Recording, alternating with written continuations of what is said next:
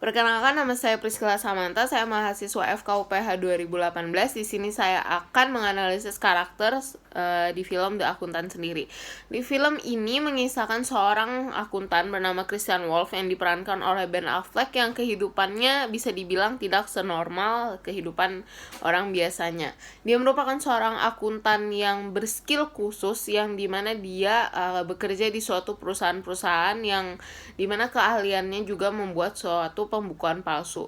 Di sini saya memilih karakter Christian Wolff sendiri. Christian Wolff sendiri merupakan seorang anak yang berkebutuhan khusus. Di luar konflik yang ada di film ini, kita akan diajak mengeksplorasi karakter dari Christian yang merupakan seorang penderita autisme yang juga mengidap obsessive compulsive disorder atau yang biasa kita bilang OCD, yang dapat dilihat dari cuplikan berikut.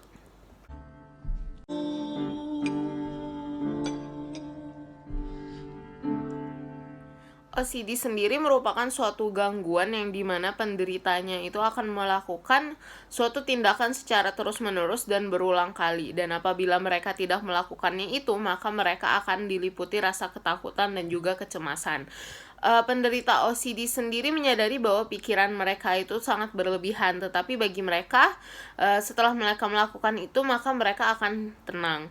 Gejala dari OCD sendiri meliputi dua, yaitu ada tindakan obsesif dan juga tindakan kompulsif, yang dimana tindakan obsesif ini dia merupakan suatu gangguan pikiran yang terjadi secara terus-menerus dan akan menimbulkan rasa cemas atau rasa takut, yang dimana semua orang dapat menderita itu, tetapi bagi penderita OCD dia akan terus-menerus dan juga menetap. Sebagai contoh, di film Christian pada saat pagi hari memasak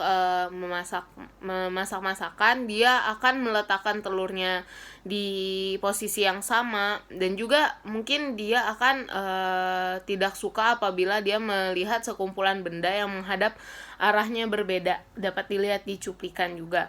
Dan pada pikiran kompulsif itu merupakan pikiran yang dilakukan secara berulang-ulang guna mengurangi rasa cemas dari tindakan yang obsesif sendiri. Itu terjadi secara terus-menerus. Pengobatan bagi penderita OCD sendiri dia bertujuan untuk mengendalikan gejalanya agar pasien dapat menjalani aktivitasnya dengan baik meskipun durasinya lama, dan juga disesuaikan dengan tingkat keparahannya.